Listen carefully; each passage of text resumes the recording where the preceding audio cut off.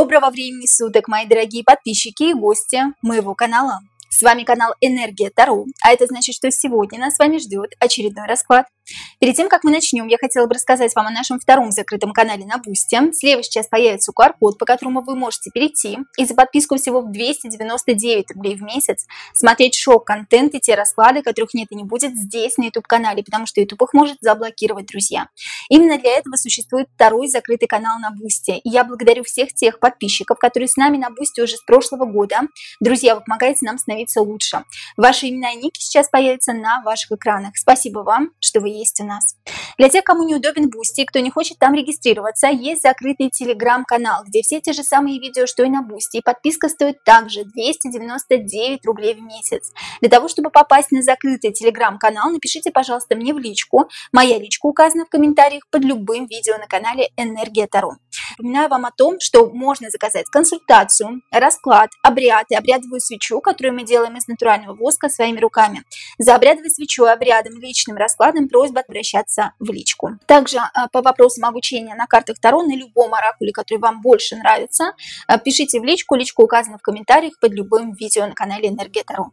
Напоминаю о возможности поставить лайк для этого видео, если оно действительно вам понравилось. Жмите на колокольчик, чтобы всегда быть в курсе того, что происходит на канале.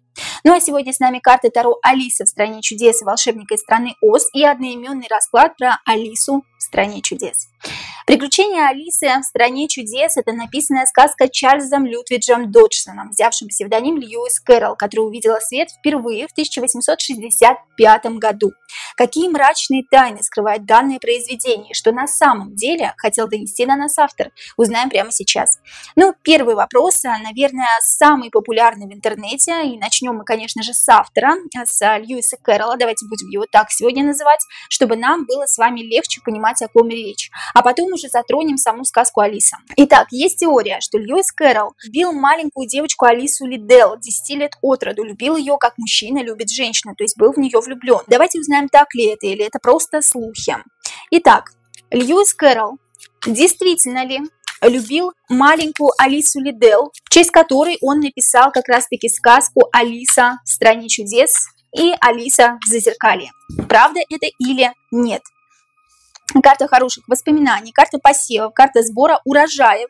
Она ему что-то давала. Вполне возможно, что она была его музой, вполне возможно, что она была его идейным вдохновителем, а он, соответственно, с этой музы списывал произведение, как он это и сделал, в принципе, друзья. Вообще, семерка пентаклей выражает хорошую дружбу. Следующее. Колесо фортуны. Она изменила его судьбу. Мы посмотрим дальше, что же все-таки связывало этих двух людей, совершенно не похожих друг на друга. Одному было 33 года, другой девочке 10 лет. Она изменила его судьбу полностью, поменяла его мышление кардинально. Но здесь пока не говорится именно о влечении, именно о любви. Я здесь вижу дружбу, я здесь вижу симпатию. Король жезлов. Я хотел сделать для нее все, или я хотел прийти на выручку, на взаимовыручку. Вполне возможно, что просто Льюис Кэрролл видел, что Алиса находится в каком-то мрачном состоянии духа или в каком-то не очень хорошем положении. Вполне возможно, что он хотел ей помочь по-дружески. Так любил ли все-таки Льюис Кэрролл Алису Лидell как женщину? Пока я этого не вижу, друзья мои. Тройка жезлов и карта звезда. Я вижу, что девочка нуждалась в какой-то помощи, что девочка нуждалась в друге, девочка нуждалась в правильном выборе, и он мог подсказать ей это. Не вижу здесь сексуального влечения. Вижу, что девочка его вдохновляла, что она изменила ход его мышления, возможно, вполне, что она изменила всю его жизнь. Здесь действительно есть такой момент, что нужно собирать плоды, что нужно помочь девочке определиться с выбором дальнейшего пути. Вполне возможно, может быть, какая-то не очень хорошая ситуация была с родителями у Алисы Лидell, да, мы дальше посмотрим. Карта звезда – дальнейшее будущее, предопределить дальнейшее будущее ребенка, помочь ей понять, кем она хочет стать, кем она хочет быть, и просто по-дружески это сделать. Помочь каким-то советам. Вполне возможно, что сочинить для нее сказку для того, чтобы она окунулась в этот сказочный прекрасный мир, и для того, чтобы она не грустила. Я не вижу здесь сексуального подтекста, друзья мои. Поехали дальше. Действительно ли вообще Льюис Кэрролл имел нездоровую тягу к детям, то есть тягу сексуального характера? Понятное дело, что к Алисе он относился больше, наверное, как отец относится к дочке, или больше как друг к маленькой девочке. Действительно ли Льюис Кэрролл имел нездоровую тягу к детям в принципе? Карта движения. Карта восьмерки жезлов говорит о движении. Я двигаюсь к ним, и они двигаются ко мне. Что это значит? Это значит, что со взрослыми коммуницировать гораздо тяжелее было именно этому человеку, именно Льюису. Вполне возможно, что от взрослых остался какой-то не очень хороший отпечаток у этого человека на душе. И он стремился к детям, потому что в его душе расцветали цветы, когда он с ними общался. Они сподвигали его на какие-то открытия. Вполне возможно, как раз-таки на написание каких-то интересных произведений, текстов. Хорошо, действительно ли у Льюиса была какая-то нездоровая тяга? Нет. Здесь все-таки помочь. Добросердечный по девятке кубков здесь у нас старичок нарисован на карте, и человек помогает другим, он восстанавливает, видоизменяет, проецирует новое сознание, то есть он помогает детям. Я спешу к ним, чтобы помочь им, чтобы они поверили в себя. Тут нет нехороших карт, тут нет карт дьявола, нет карт башни, тут в этой колоде, между прочим, помимо хороших карт, есть еще и темные карты, но я здесь вижу пока только светлые. Хорошо, действительно ли последнюю карту вытянем? Льюис Кэрролл имел нездоровую тягу к детям? Нет, друзья мои, карта выпала эмпатии, сочувствия, добродетели. Тут тигр помогает ламе встать ей на путь истины и сделать первые шаги, потому что лама еще совсем маленькая. Ягненок или лама здесь, да, у нас нарисован. И здесь тигр испытывает эмпатию, сочувствие, чувство дружбы и любви к человеку, но искренней. Здесь нет сексуальной тяги, друзья мои. Вполне возможно, что просто на человека наклеветали. Действительно ли Льюис Кэрролл снимал на фотокамеру голых сестер Алисы? Давайте все-таки добьем эту тему, да, почему мы это делаем, потому что очень много разных теорий, очень много разных версий, и все-таки не хотелось бы, чтобы имя автора было просто так опорочено. У Алисы Лидell было две сестры, которые также послужили прототипом произведения сказки «Алиса в стране чудес». Действительно ли Льюис Кэрролл снимал на фотокамеру голых сестер Алисы? Правда это или нет? Опять карта у нас семерки пентаклей. Сбор плодов, сбор урожая. Действительно, он кого-то снимал, но были ли они голыми? Действительно ли Льюис Кэрролл снимал на фотокамеру голых сестер Алисы? Здесь карта влюбленных выходит. Карта влюбленные говорит положительно, то есть отвечает на вопросы наш положительно. Действительно была карта творчества, это карта сбора плодов. Ему нужны были эти фотографии для того, чтобы, возможно, собрать их в коллекцию, потом их рассматривать. Но карта влюбленных здесь не выражает любовников. Здесь Дороти общается с Пугалом посредством именно дружеской связи. У них нет любовных взаимоотношений. Поэтому здесь он относился к детям как к чему-то чистому. Как, знаете, рисуют на открытках амуров, они там тоже голые, да, оголенные, полуголые, и здесь чистота души человека выражается без одежды, или, может быть, чуть прикрытая нагота. Мне это нужно для искусства. Вполне возможно, что в те времена и сейчас, естественно, да, такие люди воспринимаются как, не буду называть этого слова, вы поняли, о чем речь, да, чтобы YouTube нас не заблокировал, люди, которые занимаются растлением малолетних. На самом деле здесь это не так. Давайте еще третью карту вытянем. Да, снимки были, вполне возможно, что не полностью обнаженные, а полуобнаженные, тем не менее он относился к детям с чистыми намерениями, то есть он считал, что дети – это чистота самой души, поэтому их нужно снимать либо обнаженными, либо полуобнаженными для искусства, для продвижения в этом искусстве, называйте как хотите. Да, для того, чтобы быть победителем. Вполне возможно, он выставлял какие-то работы на конкурс, потому что он действительно хорошо владел именно фотокамерой и в те времена снимал детей семьи Лидл. Друзья мои, тут нет сексуального подтекста, опять-таки, да, но фотографии действительно были. Почему Алиса Лидell произвела на Льюиса Кэрролла столь сильное впечатление, что он посвятил ей целое произведение, которое, кстати, до сих пор является одним из лучших произведений в мире? Чем именно Алиса Лидell произвела на Льюиса столь сильное впечатление? Карта самой силы. От нее исходила невероятная сила, достоинство. Ощущение такое, что Алиса прожила уже не одну жизнь. Все мы с вами верим в перевоплощение души. Все, кто меня смотрит, обычно эти люди обладают критическим мышлением, и они верят в реинкарнацию. Так вот, девушка, маленькая Алиса Лидell, 10 лет от роду, прожила гораздо больше и была более мудрой, более сильной, утонченной, чем многие взрослые. Он видел в ней эту силу, это благородство, благородство. И это, конечно, ему зашло, как сейчас говорят, да, на современный лад. Хорошо. Чем именно Алиса Лидell произвела на Чарльза Доджсона или на Льюиса Кэрролла столь сильное впечатление? Двойка жезлов. Выбор пути. Во-первых, произвела впечатление ее сила, благородство, ум и какой-то шарм, харизма. Во-вторых, по двойке жезлов он хотел ее направить на путь истины. Как я уже говорила, повторюсь еще раз, вполне возможно, что в семье Алисы что-то было не так. Мы еще посмотрим, что было с ее родителями, да? Почему родители запретили Льюису общаться с ней. Этот вопрос будет чуть позже. Хорошо, чем еще Алиса Лидell произвела столь сильное впечатление? Своей неукротимостью, возможно, да, неукротимая, целеустремленная. Препятствия ее не останавливают на пути к достижению цели. Несмотря на то, что девочка очень маленькая, она повидала очень много на своем пути, как я уже сказала, скорее всего, что-то было в семье не то. И он хотел ей этим самым помочь, преодолеть какие-то препятствия, трудности. Вполне возможно, что, да, действительно, дома были какие-то трудности, препятствия, и вполне возможно, что этим рассказом, этой сказкой он хотел вывести ее из этой депрессии, из ее апатии детской. У детей тоже бывает депрессия, друзья мои. Депрессия, напоминаю, что это не просто какой-то синдром, это психологическое заболевание. Действительно, были какие-то тайны, они были в семье, и он хотел вывести ее из этого состояния. Является ли правдой, немножко поговорим про самого Льюиса, является ли правдой, что родители Льюиса Кэрролла были родными братом и сестрой? Является ли правдой, что родители Льюиса Кэрролла были родными братом и сестрой? Правда это или нет? Слухи, домыслы, люди любят сочинять, да, сочинение, изготовление чего-то, карта восьмерка пентаклей, готовка, подготовить что-то, потом смотреть на это и наслаждаться своей какой-то победой, собирать плоды, да, эта карта у нас не раз уже сегодня выходит, семерка пентаклей, собирать плоды, сбор урожая, еще сбор сплетен, то есть это неправда, друзья мои, родители Льюиса Кэрролла не были родными братом и сестрой, то есть он не является детем инцеста. Был ли Льюис Кэрролл посвященным человеком? Он вполне мог быть хорошим человеком, но он мог быть масоном, посвящен в какие-то другие оккультные знания. Давайте узнаем. Был ли Льюис Кэрролл масоном? Был ли Льюис Кэрролл сатанистом?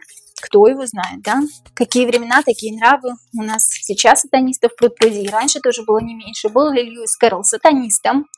И был ли он посвящен в какие-то другие оккультные знания и сам их применял на практике? Был ли Льюис Кэрролл масоном? Да, действительно, карта Луна выражает какие-то тайные знания. Либо он был масоном, друзья, либо он обладал техникой гипноза, потому что Луна – это гипноз, нечто гипнотическое. Либо он занимался магией и практиковал ее, либо у него была очень хорошая связь с духовным, с высшим я. Да? Мы сейчас посмотрим еще вот эти две карты. Здесь либо действительно это такой талант неимоверный, который достался от прародителей, которые обладали какими-то определенными знаниями.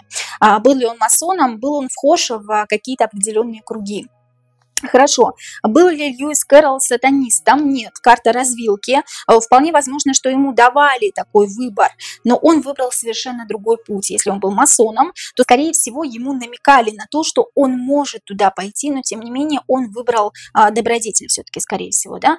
И был ли Льюис Кэрролл, применял ли он какие-то оккультные знания, другие знания, да? Вполне возможно, что занимался как раз-таки магией. Да, карта звезда об этом говорит. Здесь звезда и луна говорит о том, что человек непростой, человек посвященный, тем не менее он добродетель. Звезда – это добрая карта.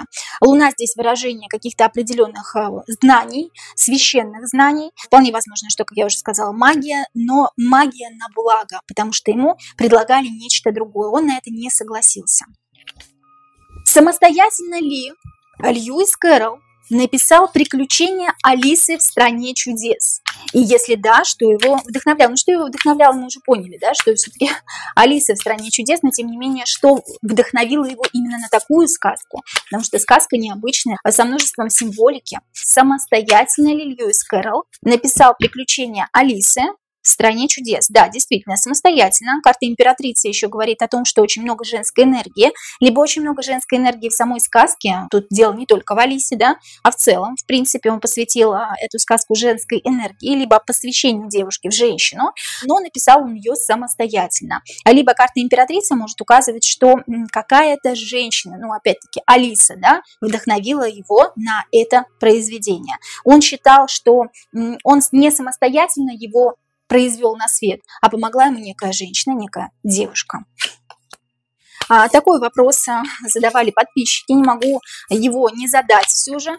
Писал ли Льюис Кэрролл произведение «Алиса в стране чудес» в трезвом уме?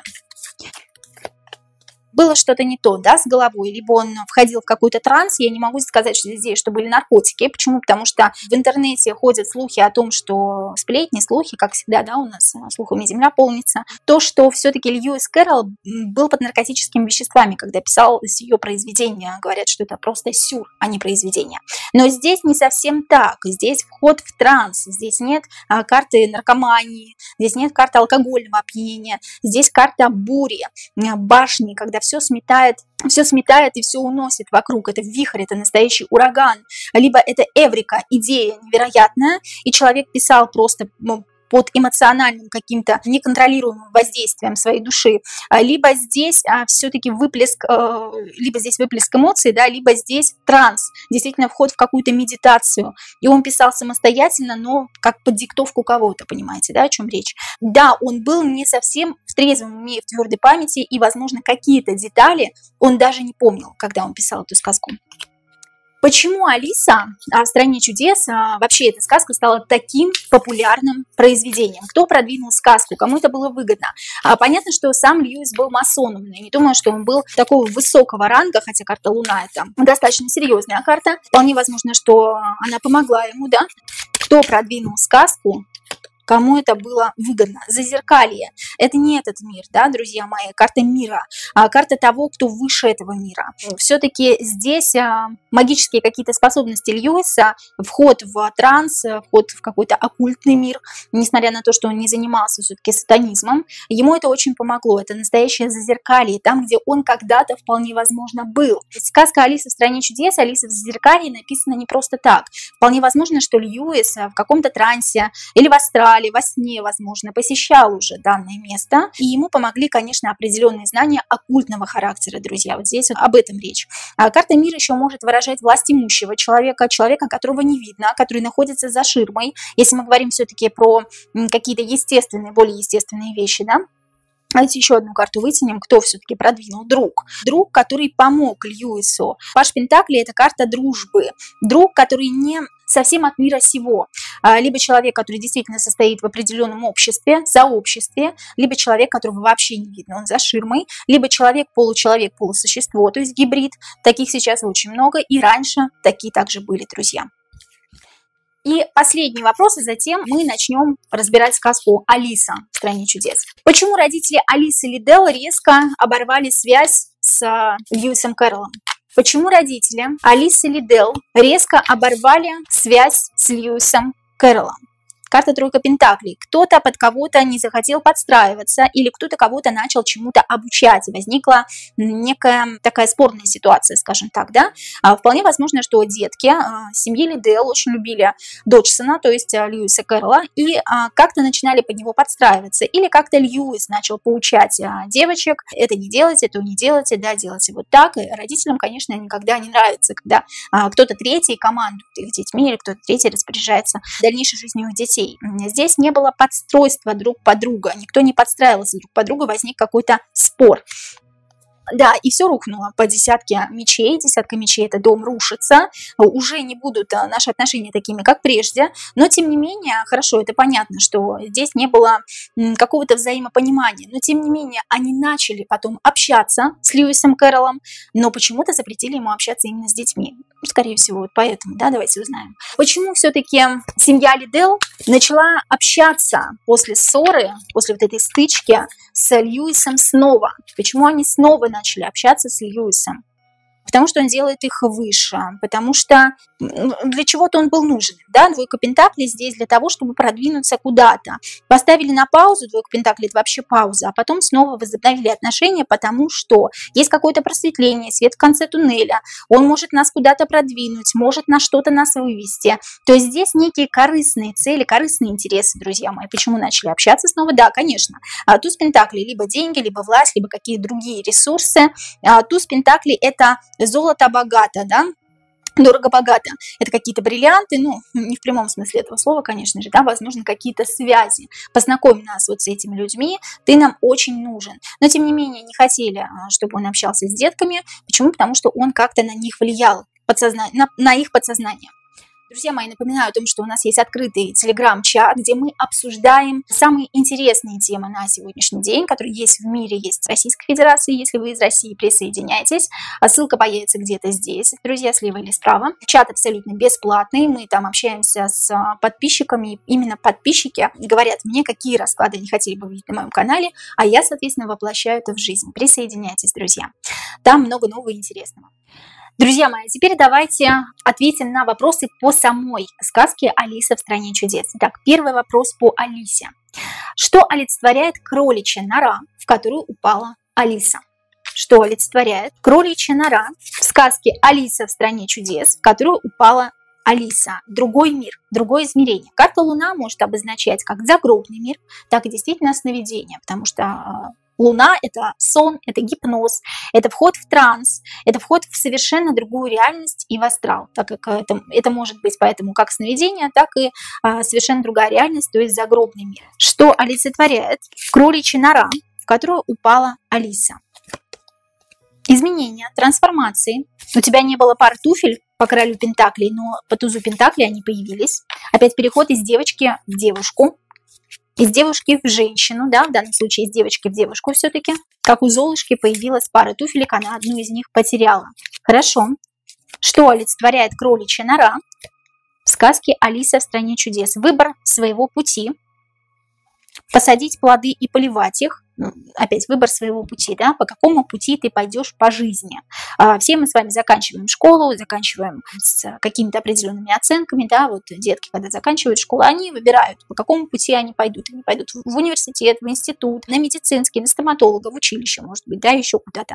Здесь как выбор своего пути после становления во взрослую реальность. Девочка уже не будет девочкой, она становится девушкой и должна выбирать. Она должна выбрать определенный путь для того, чтобы пойти дальше по линии своей жизни. А здесь по двойке жезлов выбор своего пути, тройка жезлов выбор пути и становление своей реальности, трансформация из короля пентаклей, который ничего не решает. Король пентаклей здесь живет отшельником, одевает, что придется, у него нет даже пары туфель, то есть у него нет информации, туфли это информация, и туфли это имущество, туфли это владение чем-то. Она не владела ничем, пока была девочкой, да, и это было не стоило ей об этом думать. За нее решали родители, но теперь она сама должна решать, сама должна выбирать свой путь и должна поливать свои сады. Карта умеренности для того, чтобы понимать, по какой линии жизни двигаться. Карта Луна – это все-таки не путешествие в другой мир. Кроличья нора – это взрослая жизнь, это взрослая реальность, это трансформация Алисы из девочки в девушку. Кого олицетворяет кролик в сказке «Алиса в стране чудес»? И почему он постоянно следит за временем? Кого олицетворяет кролик в сказке «Алиса в стране чудес»? Кого олицетворяет кролик? Почему кролик в сказке «Алиса в стране чудес» постоянно следит за временем? Итак, кого он олицетворяет? Карта императора и карта рыцаря жезлов. Направляющие твое подсознание, твои мысли, направлять ход мысли в нужное русло. Это время, которое больше не вернуть. Почему он следит за временем? Да? Для того, чтобы выбрать истинно правильный путь и направить себя именно на ту ступень жизненного развития, чтобы потом выбиться куда-то в люди. То есть, объясню простыми словами, друзья мои, это выбор твоего пути прямо сейчас. Нет времени думать, ты прямо сейчас должна выбрать. На простых словах, да? Пойдешь ты в университет, пойдешь ты в институт или потеряешь ты свое время. Свое время терять нельзя. Нужно делать определенный выбор. И ты должна знать уже сейчас, уже вот в этом возрасте Алисы, куда ты пойдешь, какой дорогой. Ты не должна расслабляться. Рыцарь жезлов – это карта сумасшедшего человека, который живет, как попрыгунья стрекоза, это красное пропела, оглянуться не успела, как зима, катит в глаза, что-то такое там, да? Друзья мои, поправьте меня, если я не права. Итак, здесь человек, который совершенно не владеет информацией, не умеет распоряжаться своим временем, любит дурачиться, любит развлечения, любит пребывать в детстве. Но нужно сейчас вести себя как настоящий император и взращивать свое подсознание, подсознание для того, чтобы выбрать истинно правильное решение и путь, какой дорогой ты пойдешь. А двойка кубков – это карта друга. Кролик тебя направит. Кролик – это твое подсознание. Это переход от определенного времени к другому времени, для того, чтобы ты это время не потерял. Понимаете, да, о чем речь? Так вот, кролик – это олицетворение подсознания Алисы, которые переходят трансформации из девочки в девушку, для того, чтобы не терять времени и для того, чтобы иметь какие-то подсказки в своей собственной голове. Хорошо. А здесь мы видим все-таки взросление человека, да? Сам смысл сказки больше про взросление человека, про становление его личности. Хорошо. Кем является гусеница, которая курит кальян, и почему она его курит?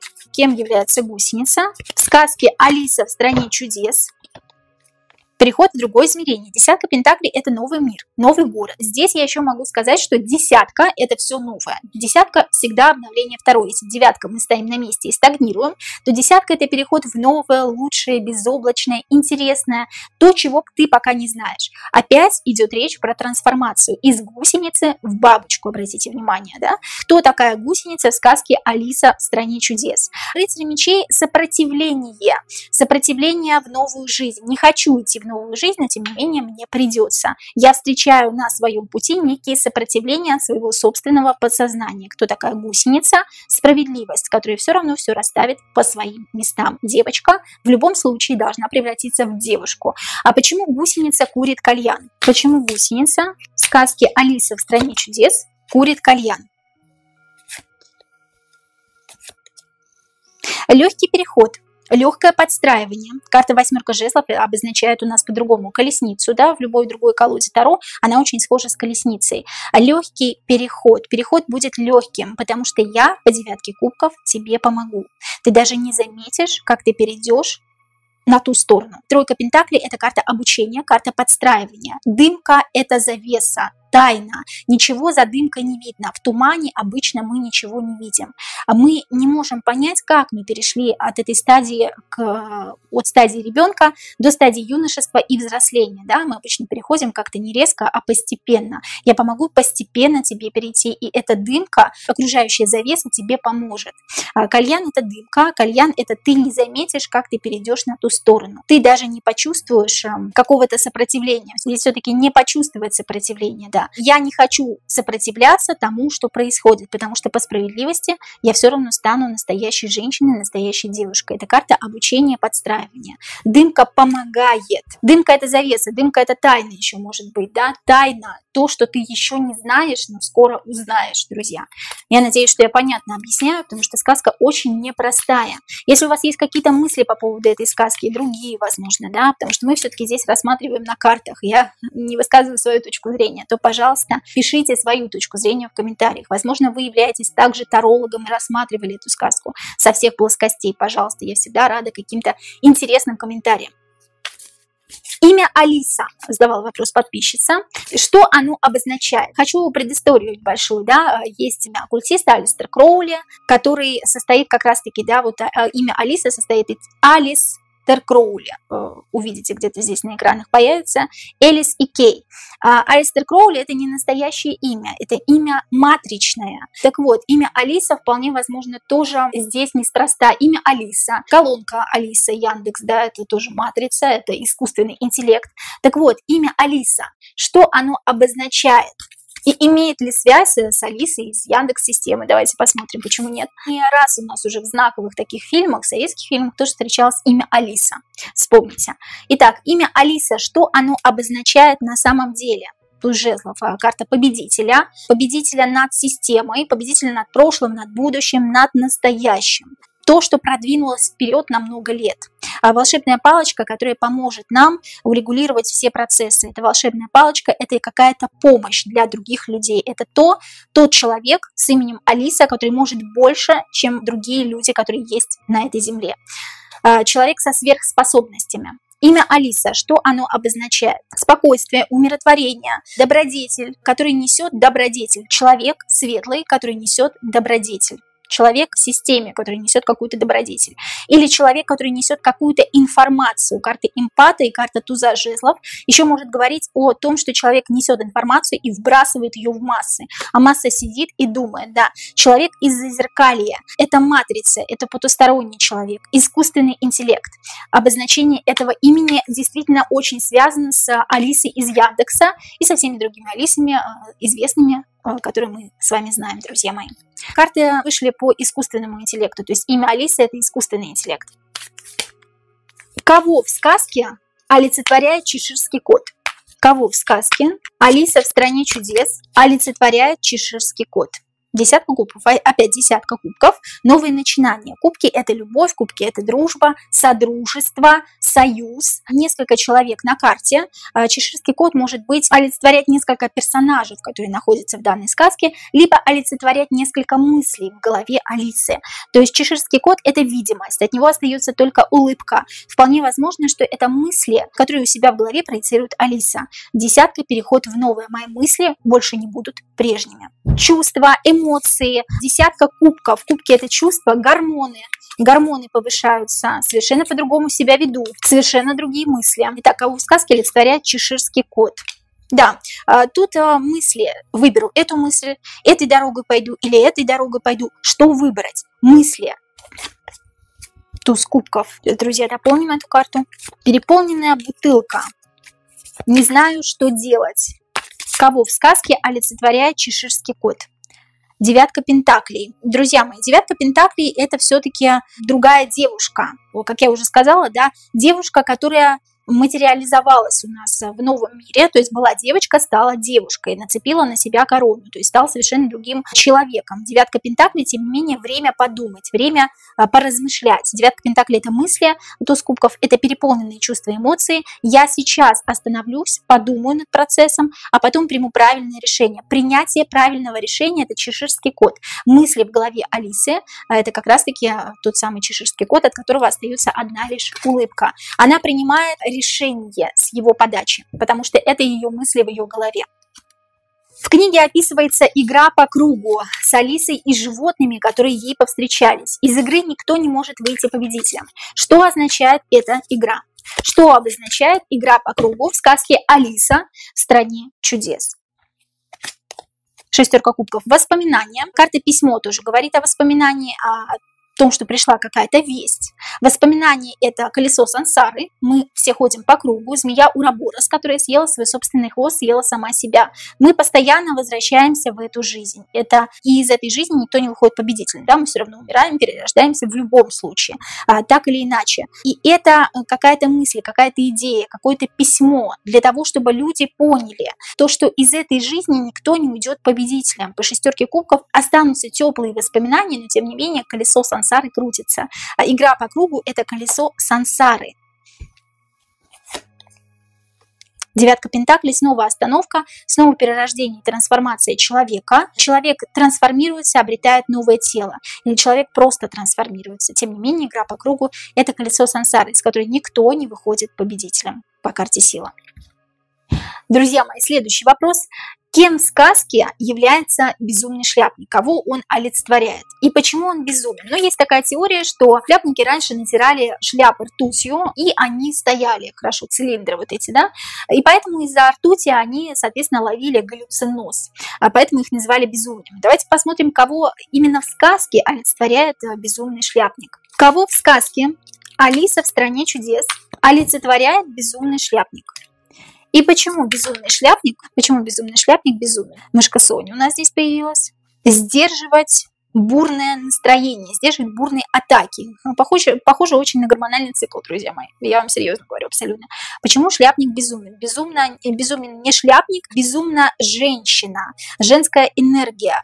Умеренность, карта умеренности, карта отшельника. Держать в умеренности, держать в узде. По семерке жезлов накопившееся настроение, вот это не очень хорошее, да, негативные эмоции, которые бывают при сбое гормонального цикла. Все мы знаем, что такое сбой женского гормонального цикла, так как речь все-таки идет о Алисе, о женщине. Здесь именно безумен не шляпник, а безумна сама Алиса. Хорошо, а кого все-таки шляпник олицетворяет в сказке про Алису в стране чудес? Соответственно, здесь у нас женская энергия, императрица выходит и карта Дороти. Почему-то здесь ведьма, белая ведьма, да, скорее всего.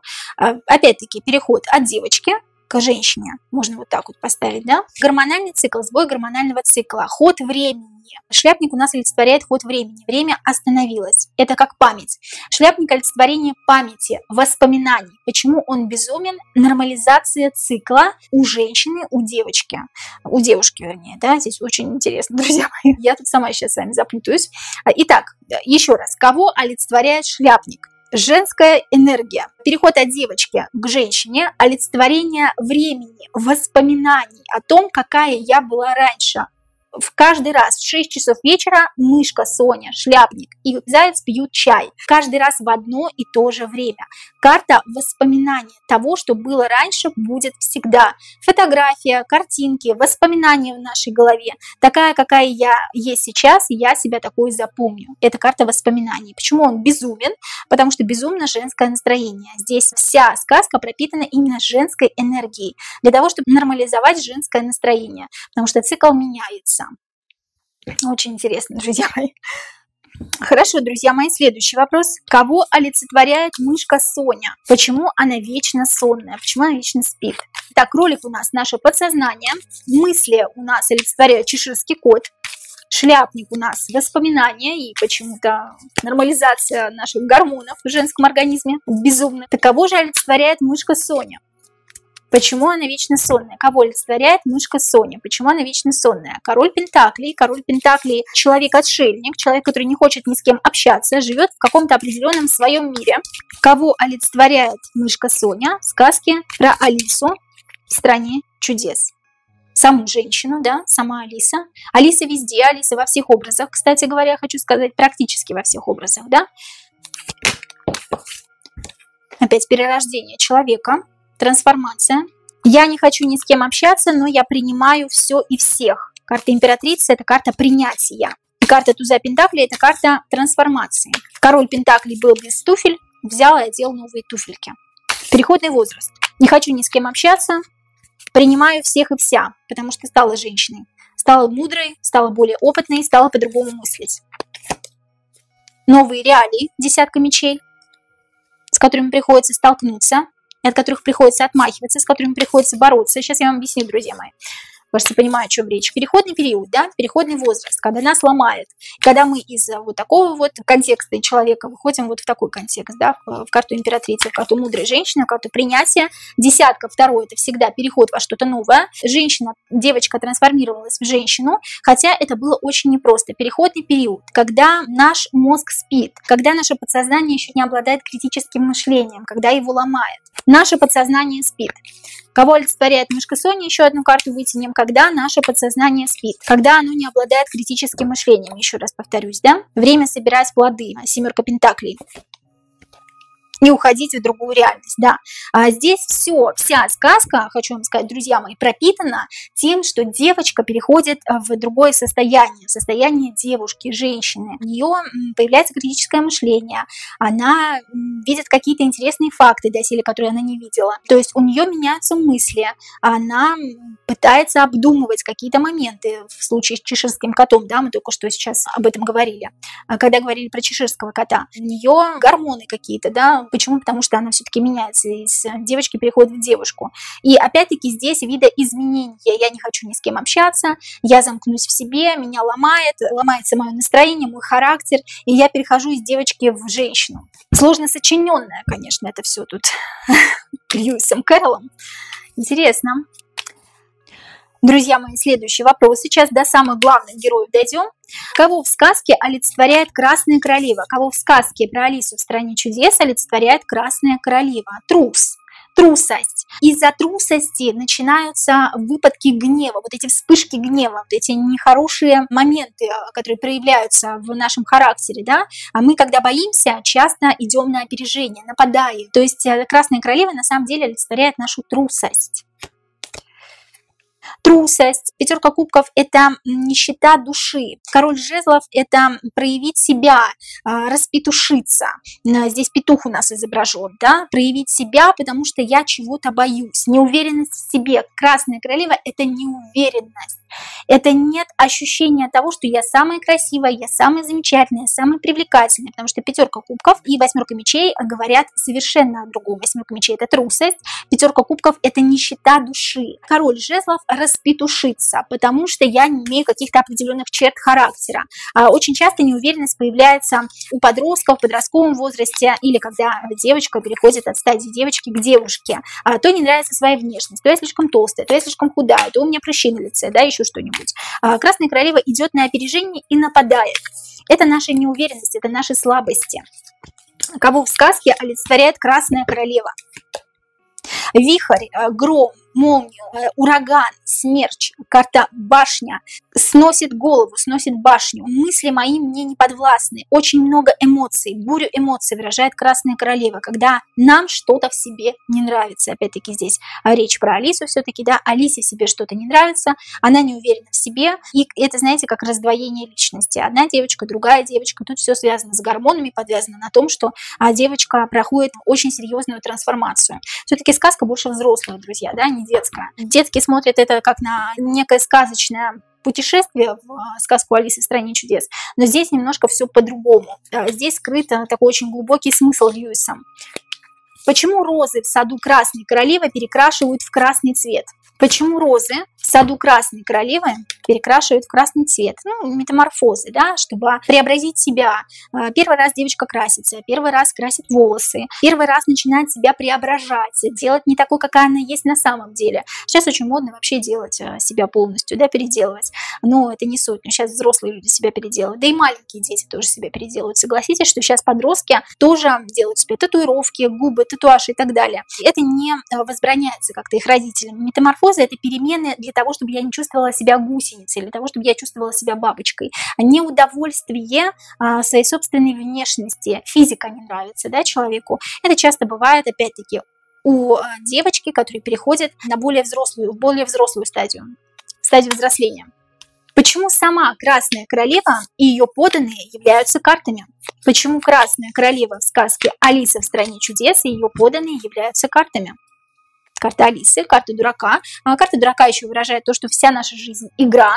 Карты связаны как-то с игрой, да, с этой жизнью. Эта жизнь – это игра, и она должна пройти легко. Карты – это карточная игра. Карта дурака, карта познания этого мира. Почему сама королева и ее подданные в сказке «Алиса в стране чудес» являются картами? Нулевой старший аркан с Алисой еще раз нам выражает то, что и сама королева, и ее подданные в виде карт – это все воображение Алисы. Это ее мир, мир императрицы, мир женщины, которая из девочки превратилась в женщину, в девушку, собственно говоря. Да? Почему все-таки карты? Потому что вся наша жизнь – игра, она на этом строится. Она идет легко и непосредственно, если мы в нее играем и принимаем ход этой игры. Друзья мои, последний вопрос. Какой тайный смысл заложил Льюис Кэрролл в своей сказке «Алиса в стране чудес», «Алиса в зазеркалье»? Какой тайный смысл? Карта императрица, превращение из девочки в женщину, опять-таки, да, десятка пентаклей – это новый мир, это новая жизнь, ты уже не будешь такой, как прежде. Карта императрицы – это женщина, это управление своей судьбой, поиск нового пути, который будет максимально комфортным для человека. Женская энергия, все в мире материализуется с помощью женской энергии. Со своим подсознанием нужно подружиться для того, чтобы управлять ходом времени. Рыцарь кубков – это полюбовное отношение к себе, любить себя, любить то, чем ты занимаешься, выбрать истинно правильный путь и быть дружественным именно с собой, самим собой, карта влюбленные. Здесь все про человеческую натуру, про женскую натуру. Да? В данном случае Льюис Кэрролл именно писал все-таки про Алису, да, и взял за основу женскую натуру. Принимать себя такой, какая ты есть, идти по истинному правильному пути, по жезлов, натыкаясь на трудности и спотыкаясь в этой жизни, играючи идти по этой жизни, потому что жизнь – игра, как я вам уже говорила, да, в предыдущем вопросе, друзья мои. Вот такая непростая сказка. Друзья мои, это были все вопросы на сегодня. Задавайте, пожалуйста, свои вопросы в комментариях. Я очень жду вашу версию «Алисы в стране чудес». Сегодня мы спросили это у карты, и все-таки здесь мы видим стадию взросления от девочки к женщине, к девушке. Называйте, как вам больше нравится. Напоминаю, что у меня есть личные расклады, обряды и обучение на картах Таро. Пишите мне в личку. Личка указана в комментариях под любым видео. А я вас очень люблю и до новых встреч.